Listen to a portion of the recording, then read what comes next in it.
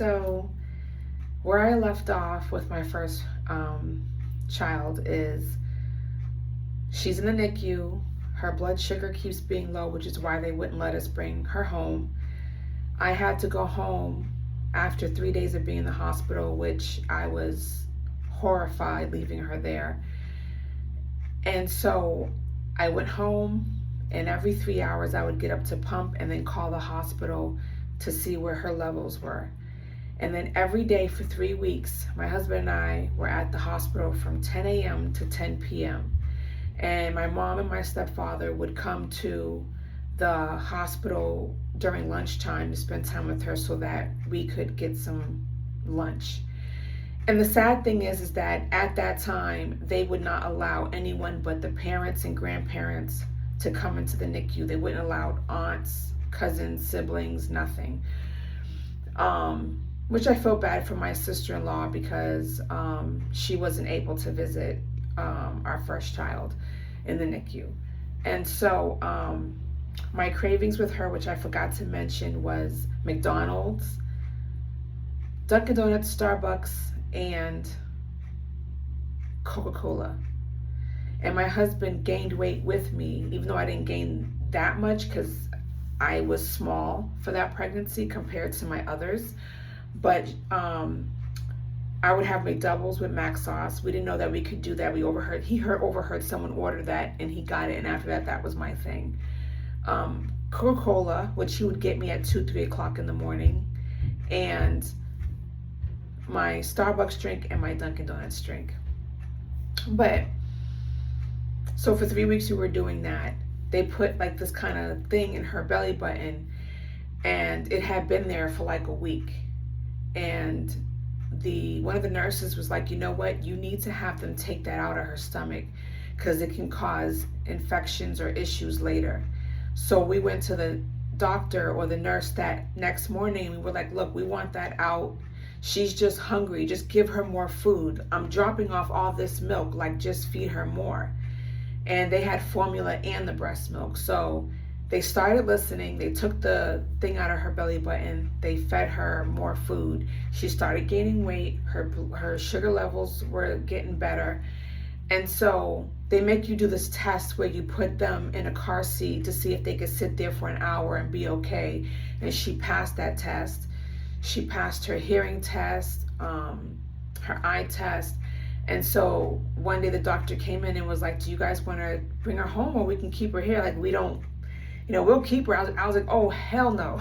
Like, we're taking her home. And he laughed. So unfortunately, our AC in the car was not working and it was hot outside.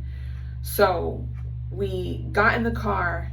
We got home safely, but as fast as we could.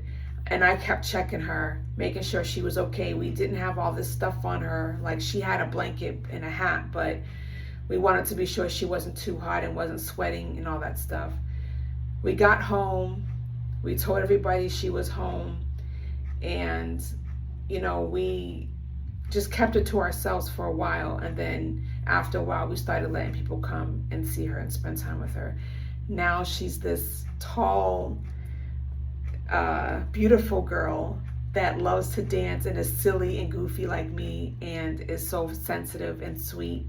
For a while, her feet were very sensitive, which they said would happen because of all the pricking they did at the heel of her foot to check her blood, but it doesn't bother her anymore. She was slow for speech. She didn't really talk much. So they gave her speech out before she started school and then in school. And then she got out of it. By the time she hit first grade, she didn't need it anymore. Now she don't stop talking. And so this is part 2. That was quicker than part 1. Tomorrow, I will give you guys what happened with my second pregnancy. And we'll try to go in order as things happen as far as my cravings and stuff like that. But I'm hoping that this is helping. I got a great question in the comments in the other video that I did yesterday about, you know, the emergency C-section, like who ordered it. And it was my OB. She called the hospital, told them I was on the way. Unfortunately, she wasn't able to actually do the C-section because she was seeing patients. So she had her colleague who was on call do the C-section. And she was fantastic. Like, because my doctor trusted her, I trusted her. And there's an interesting twist in that story, but I will hold off. And yeah, so she called the hospital and they got everything ready, the OR, the doctor. So she had, you know, so they were ready for me when I got there. I waited because I had to like get dressed. Well, not get dressed, but put on everything and put all the stuff on me to clean off my stomach and stuff like that. And thank God I didn't have anything to eat because they were going to do the epidural. And I was scared and nervous all of it because I'd never done that before. I've had surgeries before, but never that. So, yeah, I felt all the things. But that was a great question. If you guys have any other questions, please let me know in the comments. Please make sure to share and repost just in case there are people out there that you know or may not know that will want this information, that it may help them, or they may have gone through it themselves, or may have questions. And if you want to come back to it, definitely save it. But I thank you guys for listening to me because sometimes I talk too much. So I'm sorry about that. And I'll see you guys tomorrow.